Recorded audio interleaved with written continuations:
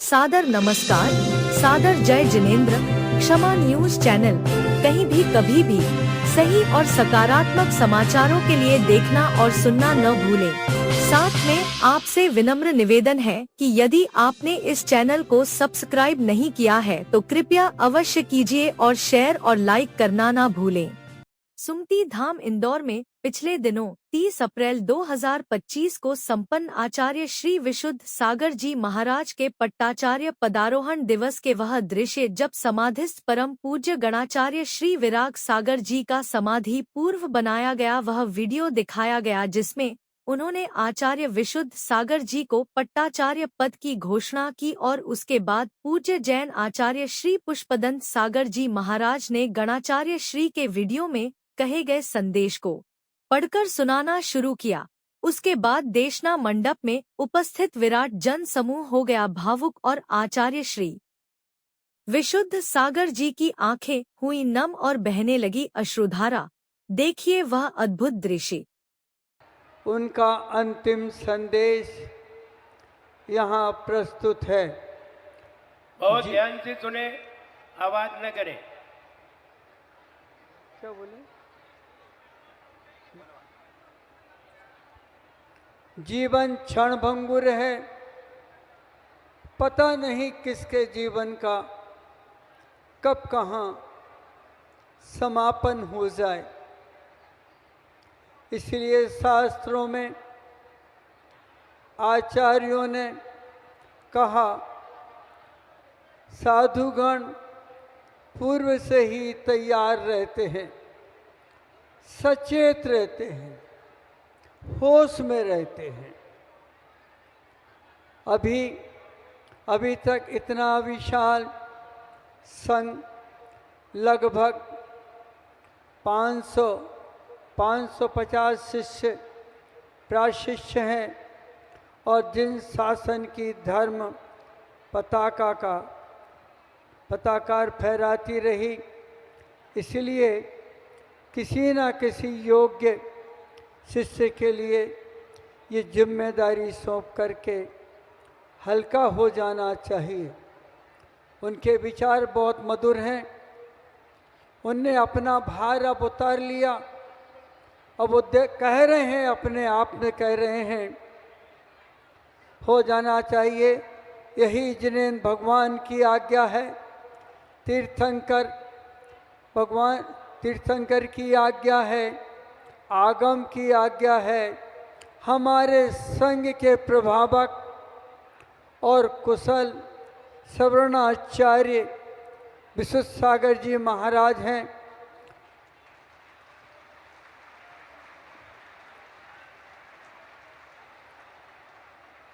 अब वे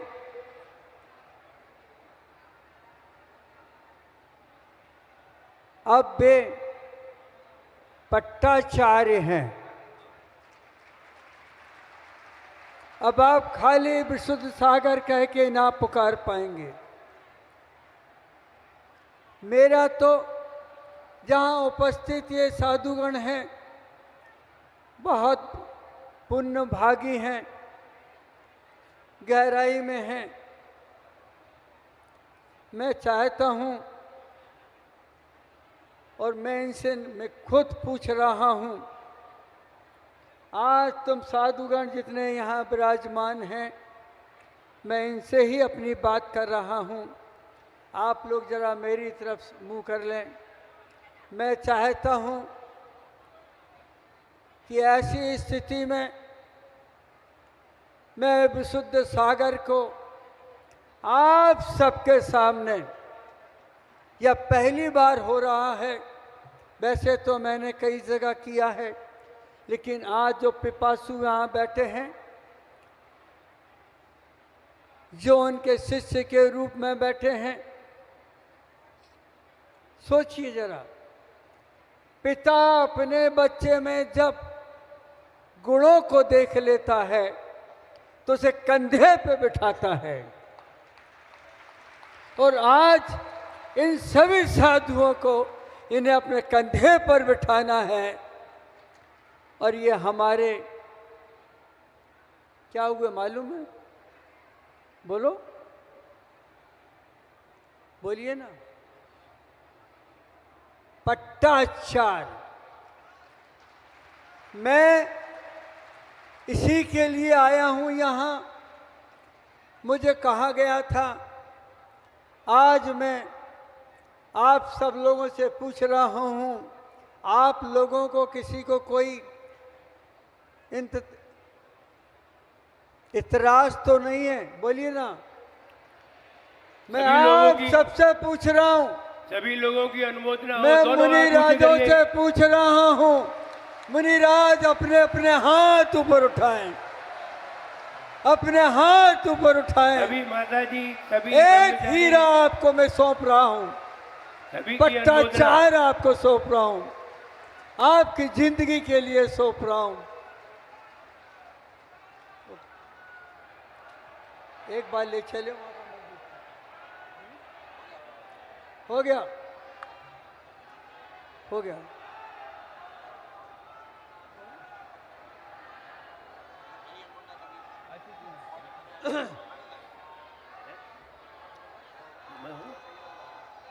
देखिए, बोलिए। गुरुदेव के ज्येष्ठ गुरु भाई आचार्य श्री पुष्पदंत सागर मुनिराज ने यह घोषित कर दिया और हमारे सभी संघ ने, सभी आचार्यों ने, सभी उपाध्याय परमेश्वरियों ने, सभी गणनी माताजियों ने और संघस्थ सभी माताजियों ने, ब्रह्मचारी ब्रह्मचारिणी सभी दीदियों ने, भैया ने और सकल समाज ने और यहाँ तक अखिल भारतीय विद्वत परिषद विद्वानों ने, सभी ने हर्ष के साथ स्वीकार किया है कि आचार्य विशुद्ध सागर जी महाराज को पट्टाचार्य पद पर आसीन किया जाए।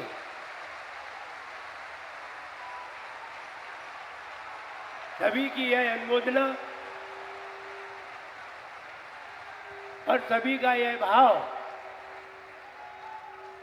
आप लोगों को ज्ञात होना चाहिए कि आपके अभाव को मैंने पूर्ण किया है।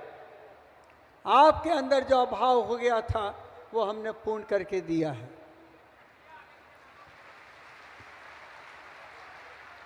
मूल संघ हमारे आचार्य श्री विराट सागर महाराज जी की समाधि के समय हमारे मूल संघ के गणधर मुनिराज श्री विवर्धन सागर जी मुनि महाराज अब आपके सामने अपने दो शब्द पट्टाचार्य पर आसीन। अभी शंख नहीं बजाएंगे, अभी शंख बताएंगे आचार्य फिर बजाना विशुद्ध है। सागर महाराज अभी जी नहीं, के लिए बैठ जाइए अभी। अपने उद्बोधन देने की कृपा करें। गणधर मुनि श्री विवर्धन सागर जी महाराज। उसके बाद संघ के प्रवर्तक मुनि श्री विश्वनायक सागर जी महाराज बिल्कुल तैयार है 2 मिनट में अपनी बात कहने की।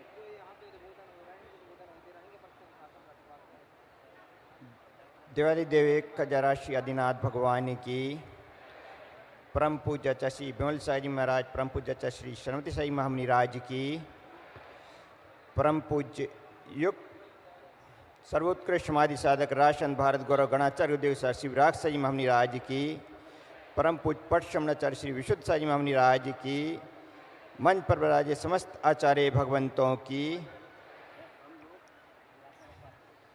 बंधु, जीवन में संत होना आसान है, दिगंबरी दीक्षा लेकर लेना आसान है, लेकिन संत होकर के दीक्षा लेकर के परम पूज्य गुरुदेव गणाचार्य 108 विराट सागर जी महामुनिराज जैसी ऊंचाइयां पाना विरले ही संतों को प्राप्त होती हैं।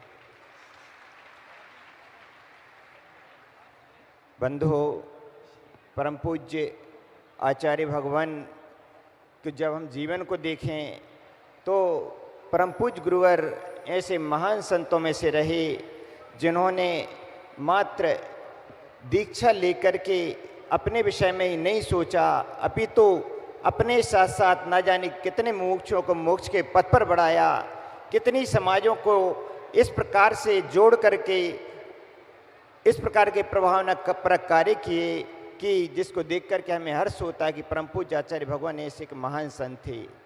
बंधु, इसके साथ साथ जहाँ परम पूज्य गुरुदेव ने संपूर्ण वसुंधरा को लगभग 550 शिष्य प्रशिष्यों की एक श्रवण श्रृंखला प्रदान की, वहीं परम पूज्य आचार्य भगवान ने ऐसे ऐसे ग्रंथों पर संस्कृत टीकाएँ लिखी जिन पर लगभग 2000 वर्षों से संस्कृत टीका नहीं लिखी गई थी। सर्वोदया, रत्नत्रयवर्णी टीका, श्रवण प्रबोधनी, श्रवण संबोधनी टीका, अनेक संस्कृत प्राकृत की भक्तियाँ, 18 लिपियाँ, जलबिंदु महाकाव्य परम पूज्य आचार्य भगवान के महान कार्य रहे कि जब तक यह पंचम काल रहेगा परम पूज्य गुरुदेव गणाचार्य 108 श्री विराग साजी महामनिराज द्वारा लिखी गई यह साहित्य अजर अमर रहेगा तथा संपूर्ण विश्वधरा को एक संदेश देता रहेगा कि यह टीकाएँ परम पूज्य आचार्य भगवान ने लिखी थीं। बंधु, परम पूज्य गुरुदेव ने इसके साथ साथ लगभग 150 शिष्य प्रशिष्यों को संलेखना पूर्वक समाधि मरण के पथ पर आगे बढ़ाया। वह ऐसे कुशल निर्यापकाचार रहे कि उनके सानिध्य में समाधियाँ होती थी तो उनको देख कर के खुशी होती थी, प्रसन्नता होती थी। बंधु, उसी जो परम पूज्य गुरुदेव की सन्निधि में लगभग 150 संलेखना पूर्वक समाधि मरण हुई, ऐसा प्रतीत होता है कि जो उसका सुफल, उसका जो फल प्राप्त हुआ वह परम पूज्य गुरुदेव को अपनी समाधि के रूप में प्राप्त होगी। परम पूज्य गुरुदेव की इतनी श्रेष्ठ समाधि हुई कि जिसकी कल्पना भी नहीं कर सकते। परम पूज्य गुरुदेव जब 2 तारीख को जालना पहुंचे थे तो जालना पहुंचने के पश्चात 2 तारीख को परम पूज्य गुरुदेव का स्वास्थ्य गड़बड़ हुआ, लेकिन उसके पश्चात परम पूज्य गुरुदेव ने अपनी क्रियाओं में अंतर नहीं डाला। इतना स्वास्थ्य खराब होने पर भी डॉक्टर आकर के परम पूज्य आचार्य से प्रार्थना कर रहे थे कि आचार्य भगवान आप इस प्रकार का ट्रीटमेंट ले लीजिए, आप इस प्रकार की औषधियाँ ले लीजिए तो आप पूर्ण स्वस्थ हो जाएंगे। लेकिन आचार्य भगवान ने एक ही सूत्र कहा कि यह दिगंबरी दीक्षा धारण की है, इसमें प्राण तो जा सकते हैं लेकिन हमारा संयम नहीं जा सकता, हमारे प्रण नहीं जा सकता। बंधु, परम पूज्य आचार्य भगवान अंत तक अपने इस नियम में मजबूत रहे। और बंधु, दूसरे दिन 3:40 पर परम पूज्य गुरुदेव की हम सभी भैयावृत्ति कर रहे थे। उस समय हम सभी को परम पूज्य गुरुदेव ने बाहर किया। उस समय अरुण कोटड़िया जी जो अहमदाबाद वाले अभी यहाँ पर बैठे हुए हैं, उन्होंने परम पूज्य गुरुदेव के उद्बोधन की, जो अभी आपको उद्बोधन दिखलाया गया, तो उस समय रिकॉर्डिंग की। उस समय जब हम बाहर बैठे थे तो हमें आभास हो रहा था कि परम पूज्य गुरुदेव ने बाहर क्यों किया। बंधु, उस दिन उस समय से लेकर पूरी रात्रि तक हम देखते रहे कि परम पूज्य गुरुदेव अपने चिंतन में, मनन में, जाप में ही संलग्न रहे। साथ ही साथ में 1:57 पर वह पुनः उठ करके बैठ गए और परम पूज्य गुरुदेव ने अपनी जाप की, चिंतन किया, मनन किया और लगभग 20 मिनट तक वह बैठे रहे। और उसके पश्चात उठ करके खड़े हुए और जिस प्रकार से सामयिक की दिग्वंदना चारों दिशाओं में की जाती है, चारों दिशाओं में परम पूज्य गुरुदेव ने दिग्वंदना की। और दिग्वंदना करने के पश्चात बंधु, आचार्य भगवान जब बैठे हैं तो बैठते साथ ही लगभग आधा मिनट के लिए परम पूज्य आचार्य भगवान को बेचैनी हुई।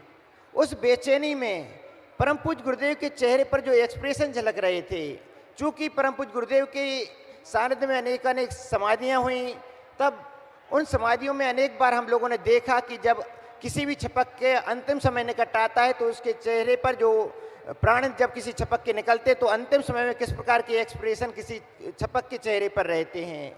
उस समय परम पूज्य गुरुदेव के चेहरे पर भी उसी प्रकार के एक्सप्रेशन दिख रहे थे, उसी प्रकार की अभिव्यक्ति दिख रही थी। उस समय हम समझ गए कि परम पूज्य गुरुदेव का ज़्यादा समय शेष नहीं है। उस समय परम पूज्य गुरुदेव को हम सभी ने नमोकार मंत्र का पाठ सुनाया और परम पूज्य गुरुदेव को यम संलेखना का स्मरण कराया।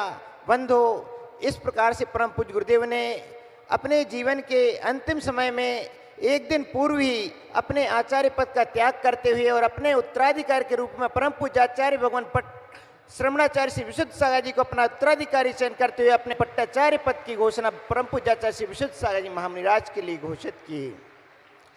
बंधु, उस समय परम पूज्य गुरुदेव महाराष्ट्र में पूसेगांव पंचकल्याणक के लिए प्रवेश किया था और अनेकानेक पंचकल्याणक कराते हुए महाराष्ट्र की धरा से औरंगाबाद की ओर बढ़ रहे थे चातुर्मास हेतु। बंधु, परम पूज्य आचार्य भगवान ने परम पूज्य श्रवणाचार्य श्री विशुद्ध सागर जी महामुनिराज के लिए आचार्य पद की घोषणा की। हमने जो परम पूज्य गुरुदेव को साथ लगभग 23-24 वर्षों तक जो उनकी सन्निधि, चरण सन्निधि में रहते हुए जो महसूस किया कि परम पूज्य आचार्य भगवान कई बार अपने चिंतन में बतलाते थे कि वर्तमान के आचार्य भगवान को यह ध्यान रखना चाहिए कि अपनी समाधि के पूर्व ही अपने आचार्य पद की घोषणा करें। कई बार वह बात उनके चिंतन में उनके से सुनते थे कि आज वर्तमान में आचार्य भगवान इस बात का ध्यान नहीं रखते।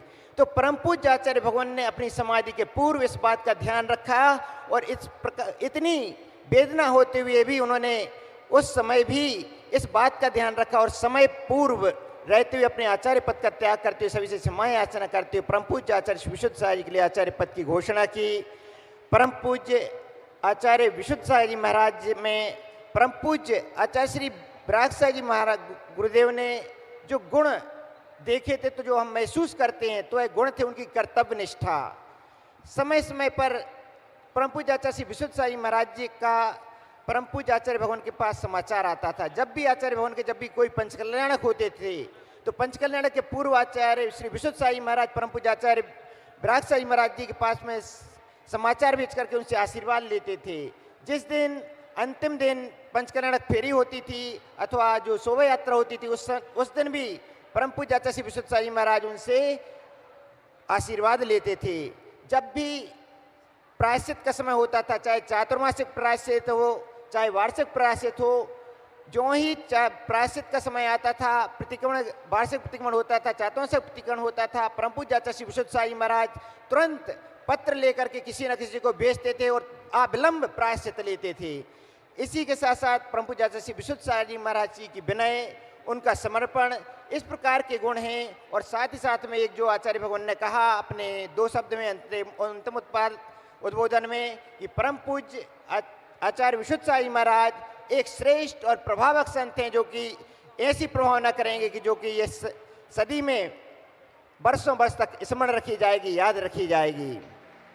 तो बंधु, हम महसूस करते हैं ऐसे भी गुण परम पूज्य आचार्य श्री विशुद्ध सागर जी महाराज में मौजूद हैं, उनके अंदर निहित हैं। हम भी भावना भाते हैं कि परम पूज्य आचार्य भगवान इस पट्टाचार्य पद को ग्रहण करके, जो हमारा मूल संघ भी था, परम पूज्य आचार्य भगवान के साथ में जो संघ था, और उस समय महाराष्ट्र में चूंकि संघ बड़ा था, तो महाराष्ट्र की समाज ने प्रार्थना की थी कि जो संघ को छोटे छोटे हिस्सों में अन्य अन्य स्थानों पर चातुर्मास हेतु आचार्य भगवान आप भेज दें। उस समय आचार्य भगवान ने विभिन्न विभिन्न ग्रुप बना करके आरिका विशिष्ट श्री माता जी को अकोला, विभोज श्री माता जी को जालना, विशेष सागर जी को अंबड़, विविक श्री माता जी को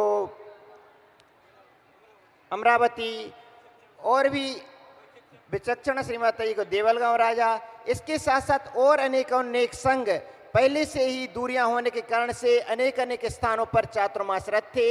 वह सभी आचार्य भगवान आपके चरणों में समर्पित हैं कि आगे से आप सभी, हम परम पूज्य गुरुदेव तो अब नहीं रहे, लेकिन आप जीवन भर जब तक हम रहें तब तक हम सभी का मार्गदर्शन करते रहें और इस प्रकार की शिक्षा प्रदान करते रहें, ताकि हम सभी जिस उद्देश्य के साथ दीक्षा लिए उस उद्देश्य को प्राप्त करें। आचार्य भगवान परम पूज्य गुरुदेव की सन्निधि में जब भी प्रवचन होता था, तो हम यही भावना बाते थे कि हमारा संलेखना पूर्वक समाधि मरण हे गुरुदेव आपकी सन्निधि में हो, लेकिन कुछ और ही हो गया। लेकिन आज आपके चरणों में भावना बाते, हे गुरु, हे आचार्य भगवान, आपके चरणों में हम ऐसा लेखना पूर्वक समाधि मरण को प्राप्त कर अपनी आत्मा का कल्याण करें, यही भावना है। क्षमा न्यूज चैनल देखने के लिए आपको बहुत बहुत धन्यवाद। सादर प्रणाम। सादर जय जिनेंद्र।